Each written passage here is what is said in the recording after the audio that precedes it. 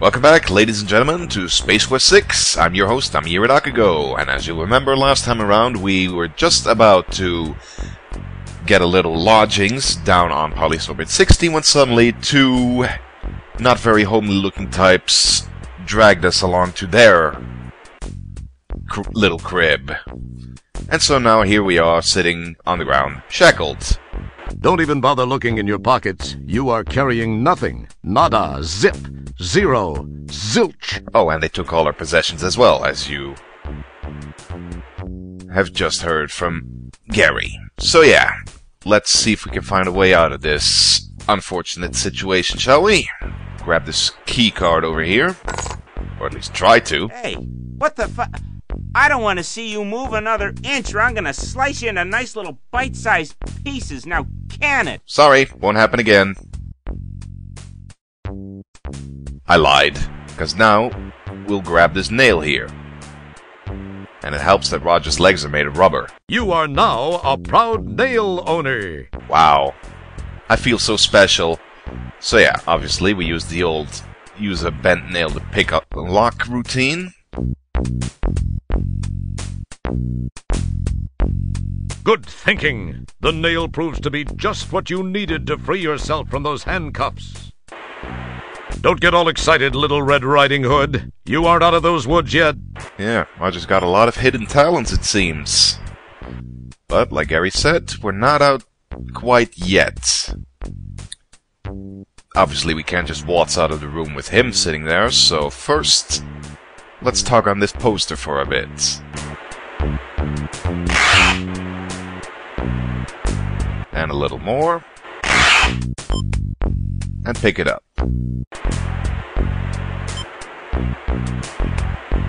It's that static-laden, cheapo polystyrene rug you ripped from the wall. Okay, it's a rug that acts kind of like a poster, I guess. So what do we do with it? You carefully lay the rug on the floor. Even though you were never known for your interior decorating talents, you feel very satisfied with the location you have chosen. And watch this.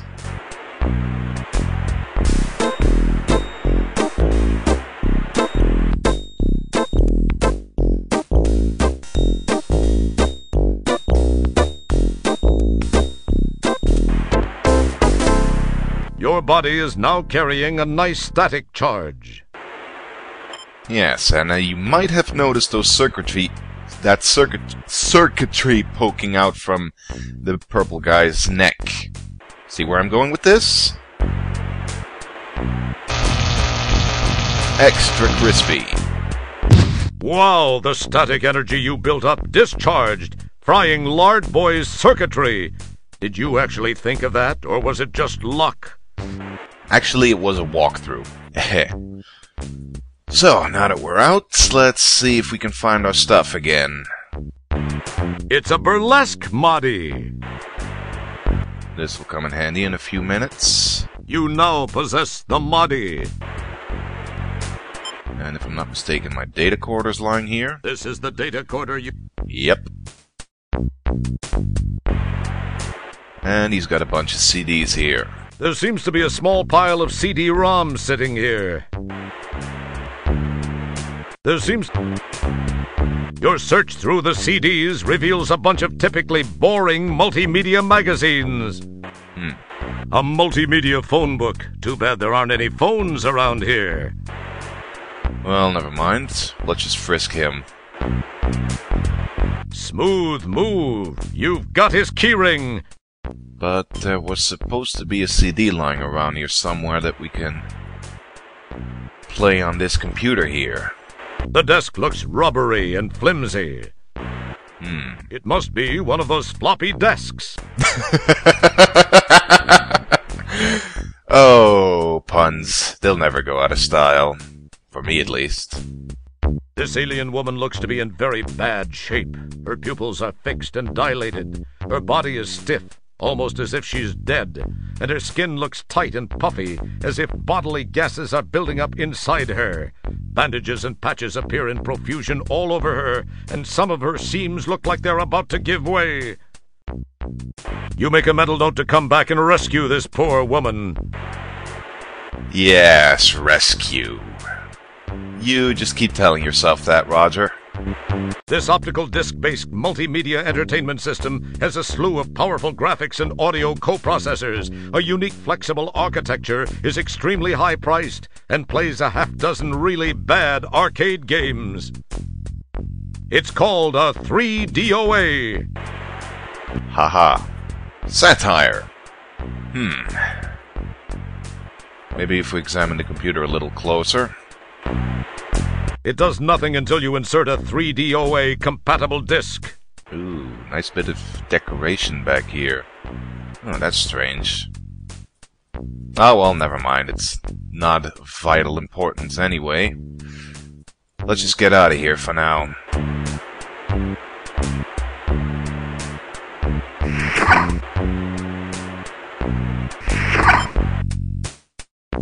Hi. Well. The worm is out of the hole. So? You have to ask yourself, do I feel lucky? Well, do I, punk? I guess so. Well, he's not gonna do much to us just yet. So let's rummage through this box. You rummage around in the box to look for something useful, but all you find is an almost complete set of line dancing in zero-G daddies. Only Volume 2, the Achy Breaky, appears to be missing. Yeah, delightfully non-helpful. But there is something in one box here we need. A box of moddies, behavioral modification Eurocircuit chips, lies under the desk. Ah, yes. You poke and prod amongst the moddies until you find a moddy labeled churlish. Being intrigued by the word, you glom it. Incidentally, you might want to look up the word churlish before you do anything stupid. Yes, and by stupid, he means this.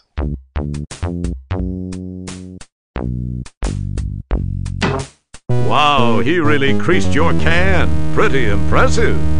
Maybe not from your point of view, of course. Incidentally, the definition of churlish, according to the Longman's Dictionary of Contemporary English, is not polite or friendly. So yeah. However, this is instrumental in getting rid of him, because as you notice, the label is a little loose. The corner of the label in this moddy seems to be loose. And we are carrying around a wholly different moddy, so hand it to him and stand way back. Thinking it was the churlish moddy, he pops it in place. Oh, sweet Jesus. My eyes! The goggles do nothing!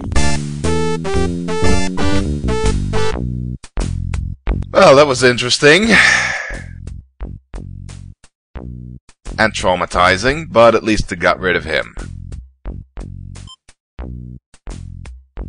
And what is on his belt right here? It's Nigel's belt, complete with a damping field actuator and a nifty personal grooming assistant. Neato. We'll just take those along. It probably seems... Oops. I said we'll take those along. So, first we turn off this here damping field, so we can get out, but we can't actually get anywhere from here. This appears to be a damping field controller unit. At least it looks like most of the other damping field controller units you've ever seen, and you've seen quite a few. Has he now? I don't recall any other damping field controllers appearing in the past, but then that's just me. Thank goodness, now that you've got that damping field shut off, you can check out that damping field controller unit, so that maybe you can shut off that... Oh yeah, that's a real sound idea. You have no reason to check out the damping field controller unit now. Yes. Anyway, here's where the data quarter comes in, because as I observed earlier, you could modify it. And that disk I was looking for earlier contained some info on how to modify your data quarter into a homing beacon. And using information from the little booklet that came with the game, you're supposed to follow some vague clues to actually turn it into a homing beacon.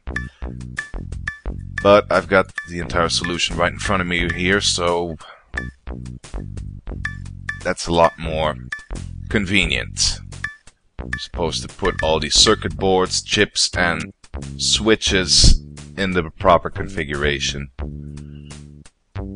But the stupid thing about this is, in later re-releases of this game, Sierra completely neglected to include the information on how to reconfigure the data coder, and that of course irked a lot of people.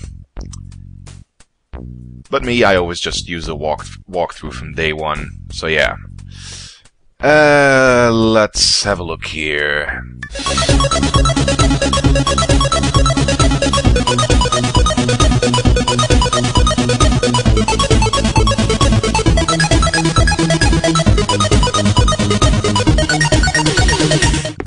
Then just turn it on, and voila! Rescue is on the way!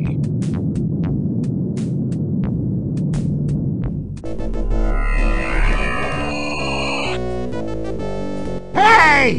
Here's your fish!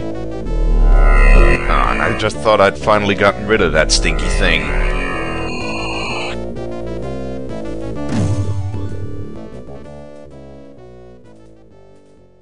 Stellar, you picked up my homing signal. Who? I can't believe I actually made it work. Now no one can say I spent a little bit too much free time in the bathroom with Popular Tektronix. Popular Tektronix? Who are you trying to kid? I know what you were reading in there. What was that voice, Roger?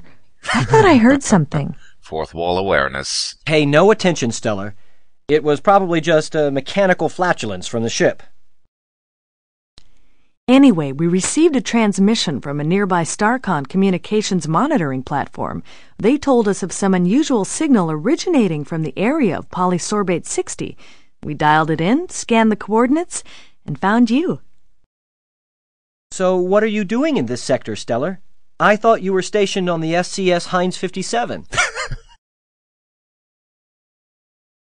I am. I had some leave accumulated and decided to take it. This is kind of embarrassing for me. Oh my god, look at those wrinkles. I actually came to see you. I've been thinking about you a lot lately, and I was curious about what you'd been up to, so I decided to visit. And when I arrived here, I found you had just left for shore leave on polysorbate. I decided to follow you down and try and catch up with you. So whatever happened to Beatrice? When I got to that dump of an inn and found you'd been kidnapped by those thugs, I searched around, but could find no trace of where they'd taken you. That certainly is a strange place. I decided to beam back up to the deep ship and try to locate you through your transport communicator signal. When I'd returned, I found you'd left it up here on the ship. I didn't know what to do then until that call came through from the Starcon installation. You're a lucky man, Wilco. Yeah. I guess I am. If you hadn't gotten there when you did, I'd probably be a victim of some serious cement poisoning after those geeks chucked me off that balcony. Terrace. What? Well, actually, it was a terrace. Whatever. Thanks, Stellar. I sure owe you a big one. I'd sure like to collect that sometime. I really rather wouldn't. But let's talk about you and me. Perhaps I could take you to dinner sometime soon. I'd like that, Stellar. I'd like that a lot. The thing is that I kind of have a relationship with another, and I wouldn't feel very comfortable about that. I mean, it wouldn't be fair to her. You understand? Not to mention the fact I'd be wearing my sphincter for a necklace if Beatrice ever found out. Oh, so she at least gets a little acknowledgement. I hope you do understand, Stellar. I like you. I think I even more than like you. I don't know where I got this inordinate sense of loyalty toward Beatrice. I believe the word that explains that is fear. That and the fact that Roger's future Helm depends Sand upon him Pal. shagging her. please know that were the situation any different, I'd be making that date with you right now. Blah, blah, blah. Soppy love story. Friends, co-workers, buddies. That's all this is gonna be. Guess I knew it somewhere inside. I just didn't want to believe it. We don't even know you. I guess I admire your trueness of heart, however misplaced. But I feel much more inclined to damn you for it. I know that's selfish, but it's how I feel. You're a real egotistical woman. I must admit it shows something more about you, more depth of character than I gave you credit for, Wilco. Well, I'm patient if you ever have a change of heart. Well, Roger, we should see what we can find out about those subhuman walking dumpsters that had such a keen interest in you.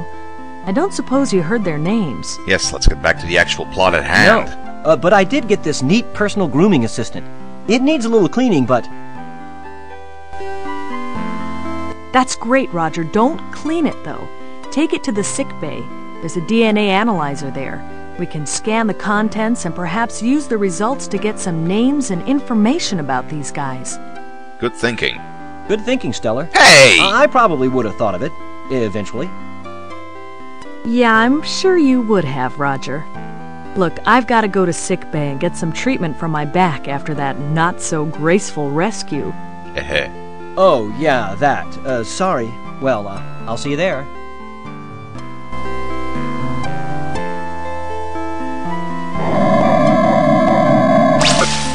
And speaking of graceful, meanwhile, thousands of miles away. Commander, I am receiving a message from Starcon. Computer, on screen. Hello, Commander Kilbasa.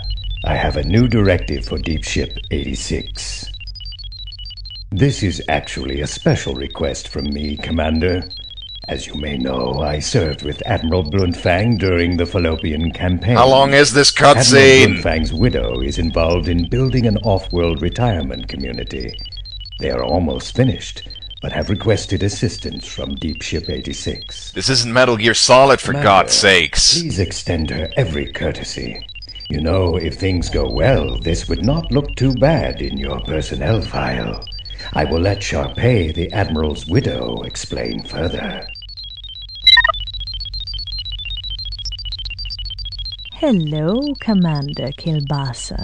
As Admiral Toolman mentioned, we have almost completed our project here, but could use Starcon assistance. I am definitely not a villainous. To be honest, Commander, I pulled a few strings, but this is an important mission, I assure you.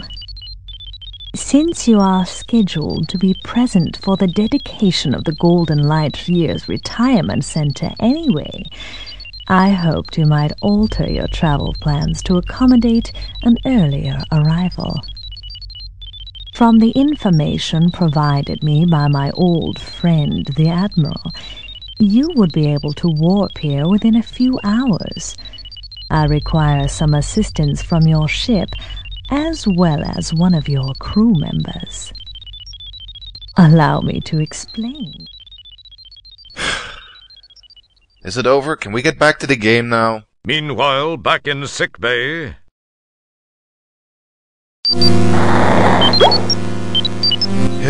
Finally. God. So yeah, DNA scanner. This is a DNA sequencer. During a starship's travels, many different organisms and artifacts are discovered, and a DNA sequencer can come in quite handy in analyzing them.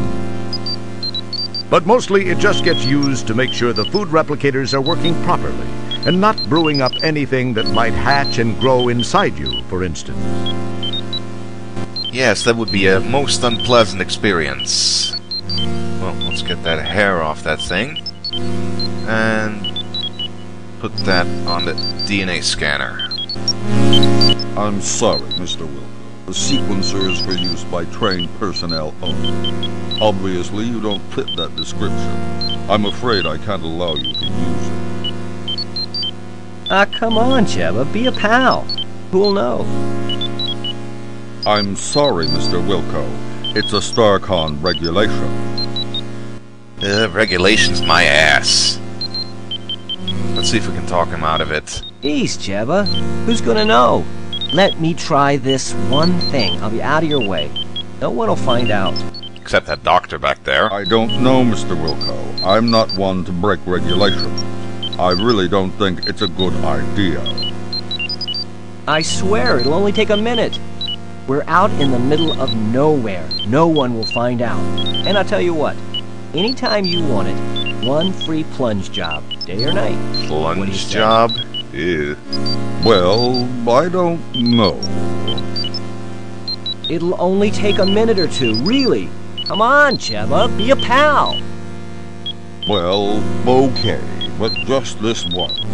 If anyone finds out I'm sunk, then I'll come looking for you to take it out on. Keep that in mind. No problem. I'll be done in a flash. I really don't know why I'm doing this. Because I'm such a nice guy. Alright. Take 2. Put the hair on the scanner and hit the big green button.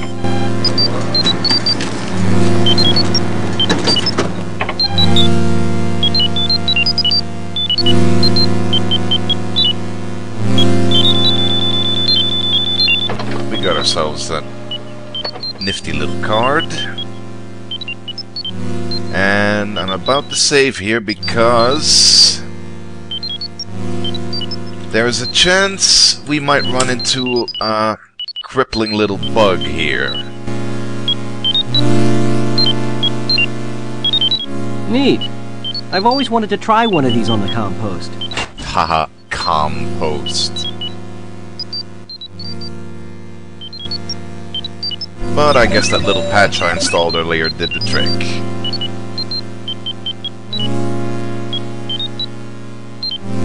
Oh, that's helpful. Oh, hi, Stellar. I hope your back's feeling better. They just finished treating me, and it is starting to feel better. However, I was told to lay off rescuing people for a while, especially you. So, did you have any luck?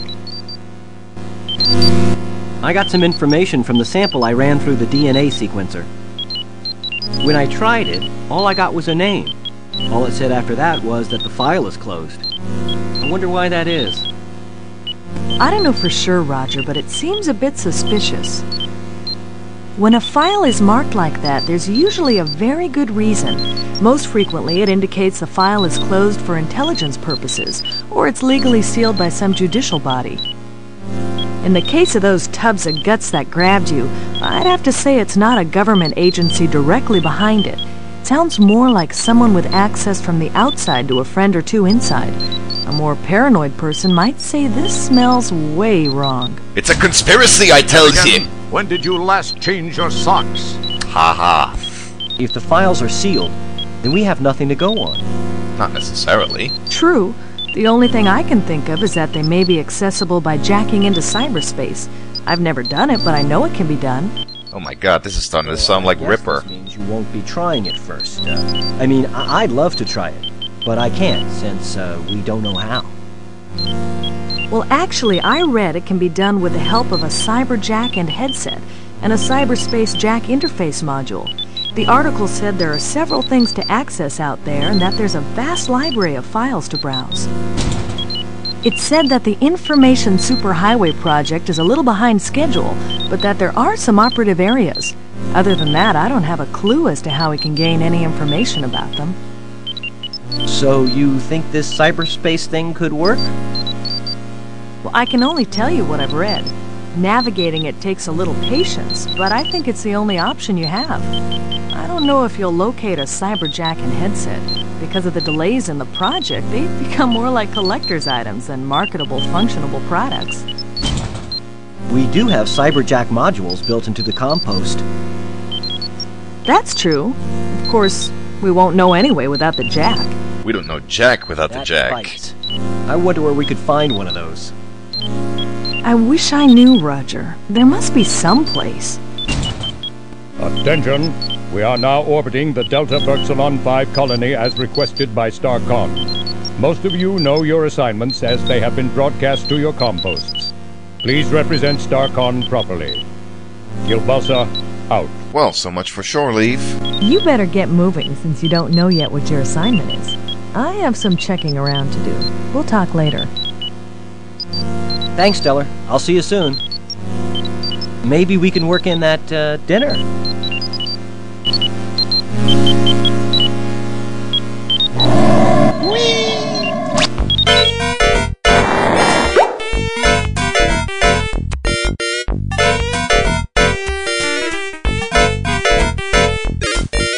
Your quarters are cozy and intimate, yet spacious. That's one of the advantages of living in a converted cargo hold. And there's a whole bunch of references to earlier Space Quest games right here. Holy cow! It's your Golden Mop Award for your feats of daring do in Space Quest 1. Whoa, it's the Star Generator remote control you found aboard the Sarian ship during Space Quest 1. Looky, it's your old Labion Terror Beast mating whistle from Space Quest 2. Wow, it's the old translating gadget you used to communicate with the subterranean alien back on the planet Corona in Space Quest 1. Too bad they don't make those little dilithium watch batteries anymore. This table is supposed to be used for since you do neither, you found it makes a great place to stash all this junk you've collected over the years. Say it's the old hint book you found in the bargain bin at the software store in Space Quest 4. Hey, it's the Pocket Pal terminal you filched from an abandoned land speeder on Xenon during Space Quest 4. It's a discarded cigar stub from the Galaxy Galleria in Space Quest 4. This table is supposed since... Hey, here's that pack of matches you stole from the Eulance Flats bar when you returned to Space Quest 1 during the time travel sequence in Space Quest 4. Time travel. Isn't it fun? Wow, it's your official employment rejection letter from Sierra Online at the end of Space Quest 3. It just says, not a chance, and it's signed by Ken Williams. Well, Roger actually went through the motions to write a letter of application. Thought he'd had enough rejection after being told off by Ken personally. We named the game after these. You know, Space Quest socks. Haha. Anyway, let's go get ourselves killed in an amusing manner.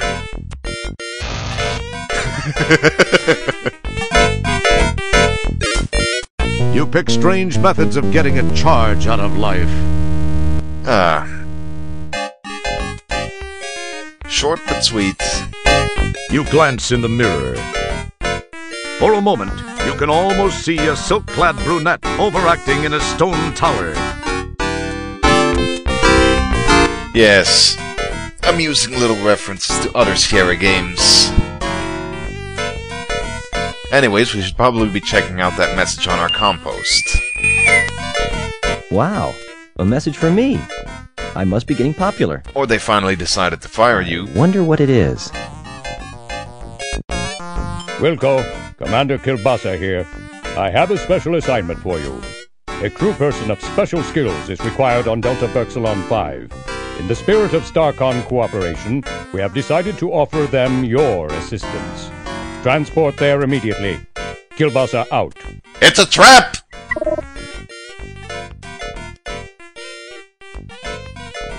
But, yeah, we'd better do as he says. So let's have a look-see. Transporter room. Geronimo!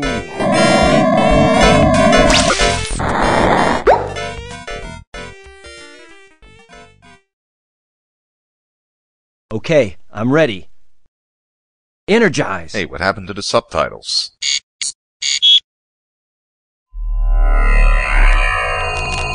What the hell is he doing transporting Roger in a position like that?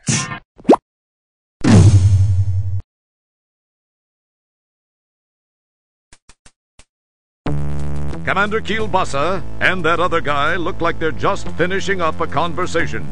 Hey, look, it's the Lobe. Janitor Wilco, Dr. Bellows and I were just talking about you. Oh no, it wasn't anything embarrassing, I hope. Please report to Sharpay's quarters, Janitor Wilco. She is in need of someone with your special skill set. Be quick about it. Yes, sir. Well, Roger sounds enthusiastic.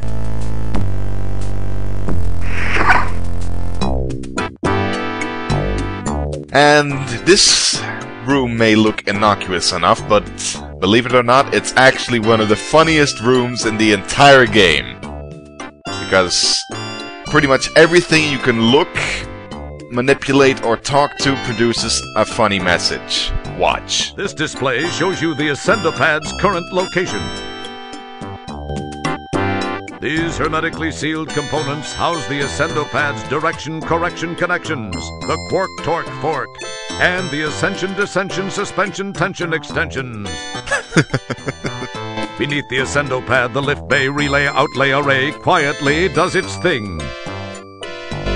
The wall panels of the ascendo pad are formed from a core of fiber steel between dual layers of expanded polycarbamide sheathing that's guaranteed not to rust, chip, peel, or need repainting for at least 12 millennia. This is probably more than you wanted to know. Maybe. This hatch is closed, but it opens automatically when the ascendo pad is on the docking bay level, and there's a vehicle in the bay.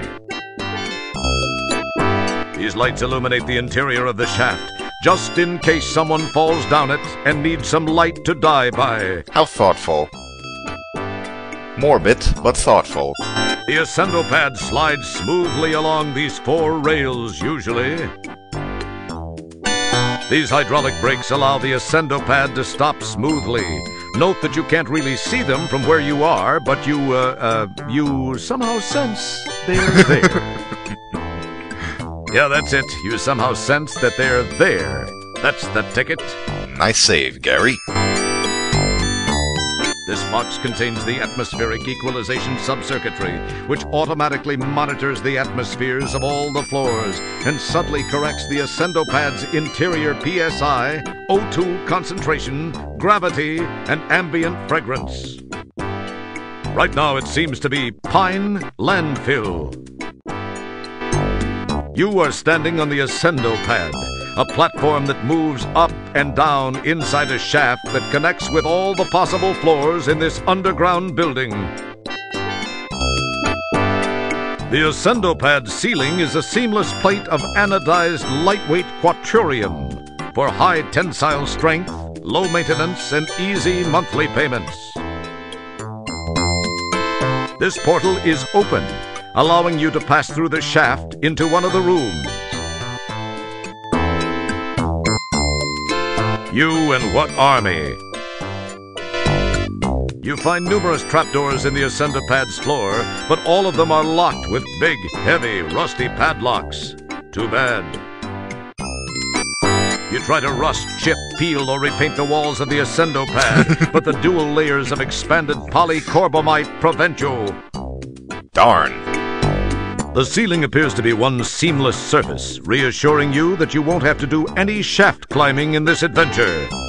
Well, that's a relief. Don't touch it. You'll break the magic spell that keeps it working. You pinch yourself to make sure this isn't all a bad dream.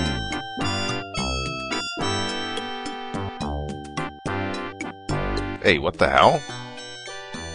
Oh. Oh crap, I think I just broke the game. Uh-oh.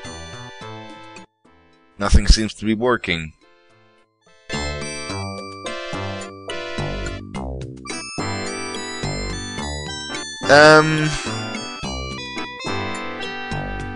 Check back with me later, folks. I'm gonna have to sort this out real quick. Right, sorry about that, folks, but I'm back now. Just quickly save the game again in case something else goes wrong.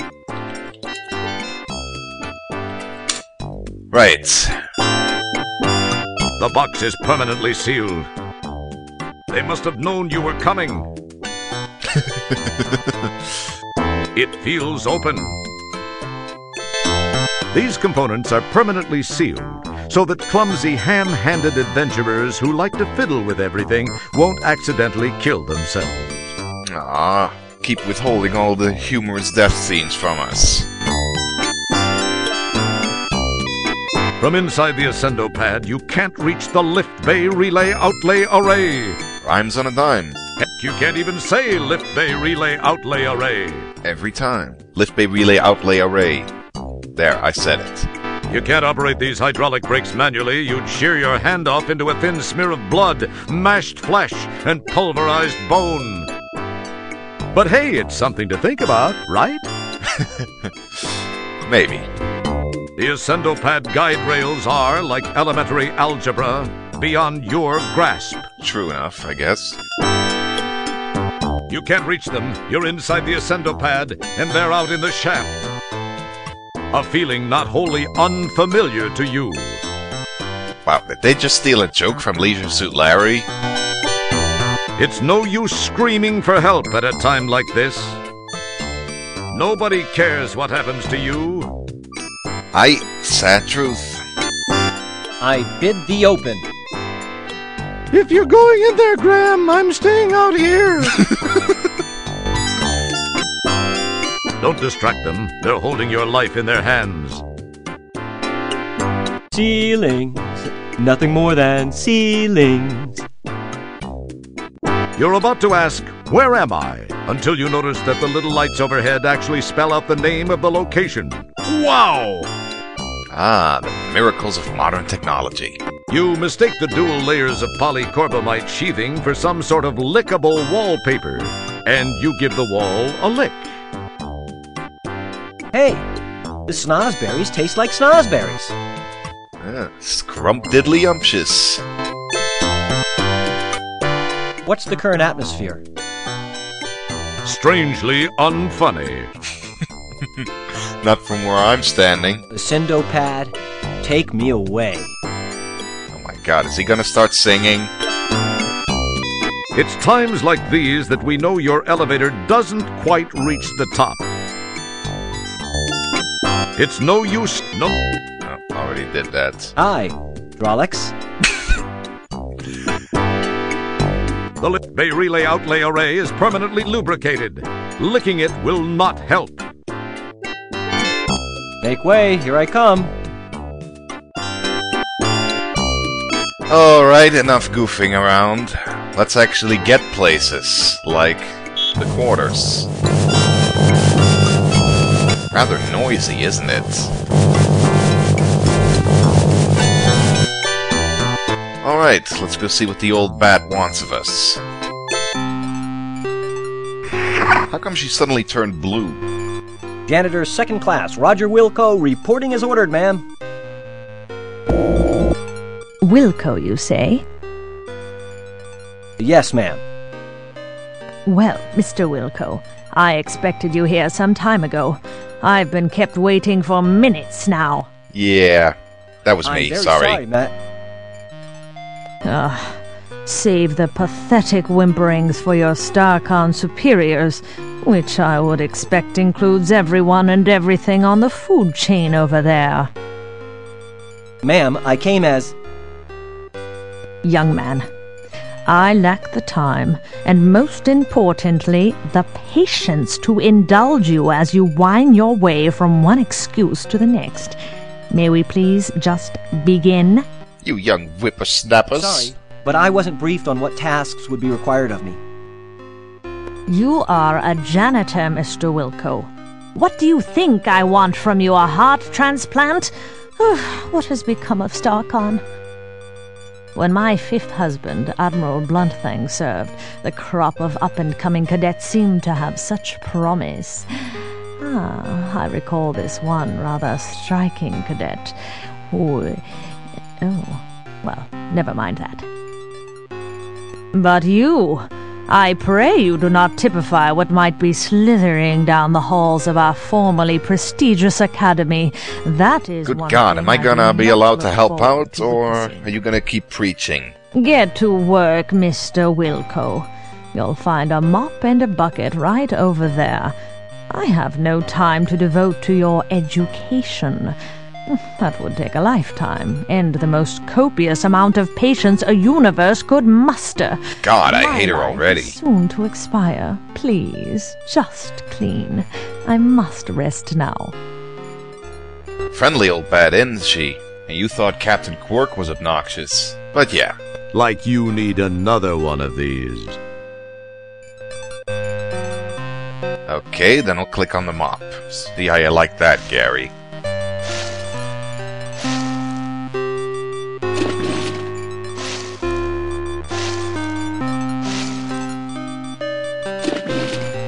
Mr. Wilco, please rattle the handle on that commode.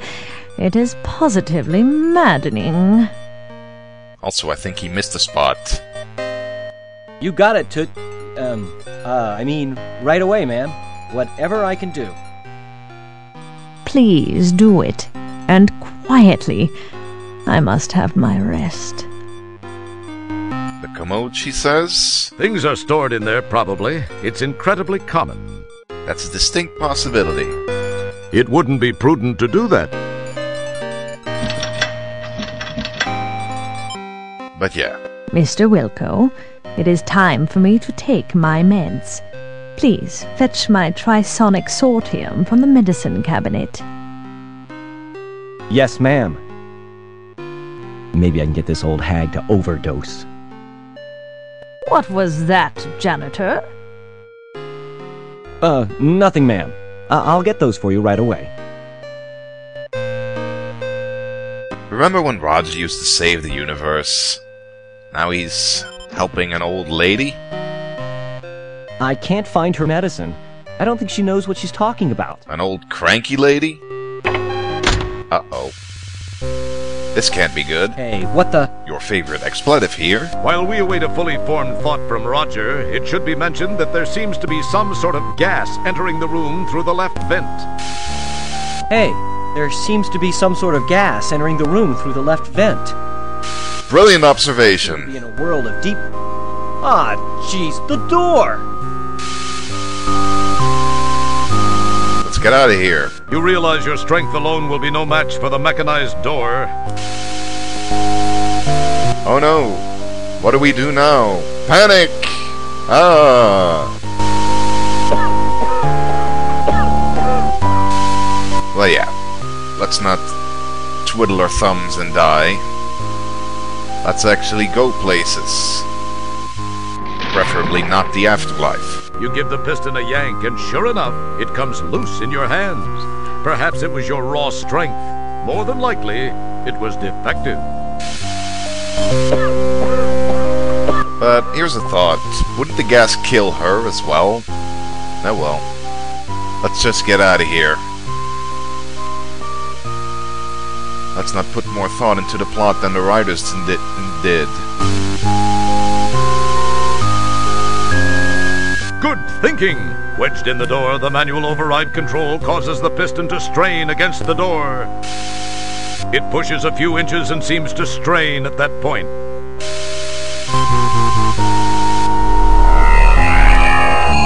Wilco! Oh, hi, Stellar. What are you doing here?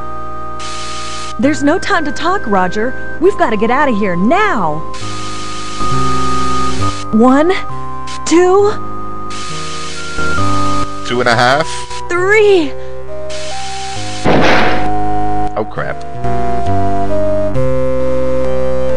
Just as you crash to the floor of the turbo shaft, the hydro riser piston gives way, and the door slams shut, with Stellar still trapped inside. Oh no! You claw and pull at the seams of the bulkhead door, but to no avail. Just then, you hear and feel an explosion, which seems to have come from behind the door.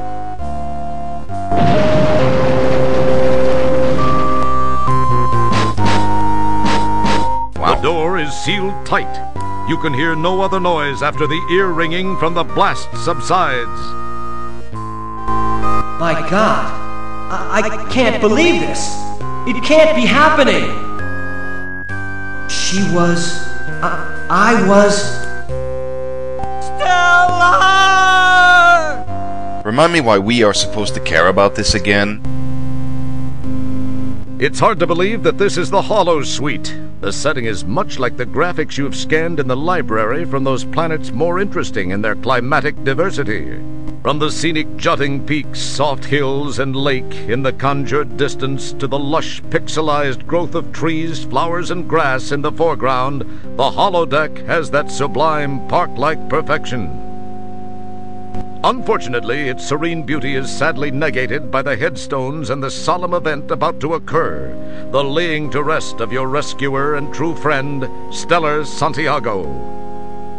You are feeling as you have never felt before, perhaps helped along by the relatively short stints aboard the various ships, as well as all too brief friendships. You've been spared the emotional devastation of true loss by lack of attachment. You mean like what we're going through right now? Is a different feeling.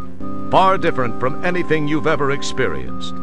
You can't help but wonder how you'd act towards Stellar given a second chance. But you know that can never happen. She gave her life for you, and you will never be able to thank her. And we don't care. Enough smarm already. Let's funeral. Finally a sentiment I can get behind. Ladies and/or gentlemen, we assemble here today to honor the memory of a former crewmate, Lieutenant First Class Stella Santiago. Her unfortunate death takes place in the shadow of a new community, the dawning of a new life for the aged of our galaxy. Although death is never easy to accept, we must remember that the tragic accident which took her from our midst occurred while she was on duty. If a member of Starcon must perish for some reason, there is no more honorable way.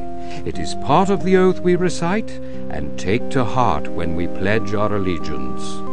Still sucks, though. I believe her friend, Janitor Second Class Roger Wilco, has a few words he'd like to say. Mr. Wilco?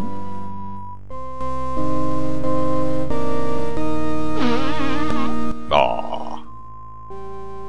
And players of Gabriel Knight may find this guy to look rather familiar. That's the holographic Gravedigger. His program certainly is low-key. But yeah, eulogy. I only knew Stellar for a short time. So did we. I wish I, could have gotten to know her much better. To have had a deeper understanding of this, person. I was proud to have called friend. Of my friend, I can only say this. Of all the souls I have encountered in my cleaning, hers were the most scuff-resistant. Obligatory Star Trek reference. Now we just need to have someone play Amazing Grace on bagpipes. I see Starcon abides by no safety regulations whatsoever, as that little guy will attest.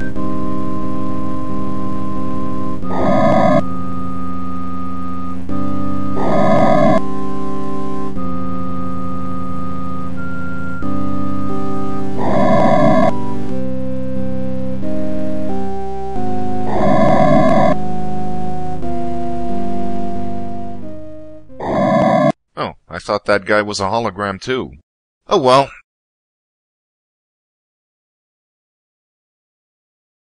And now, dear friends, it is time to depart once again. As I leave you to contemplate your non-existent sorrow for this character we only just met. So, I hope you enjoyed this next part of the LP. I'm Amayirot, and we'll be seeing each other out there somewhere. Goodbye for now.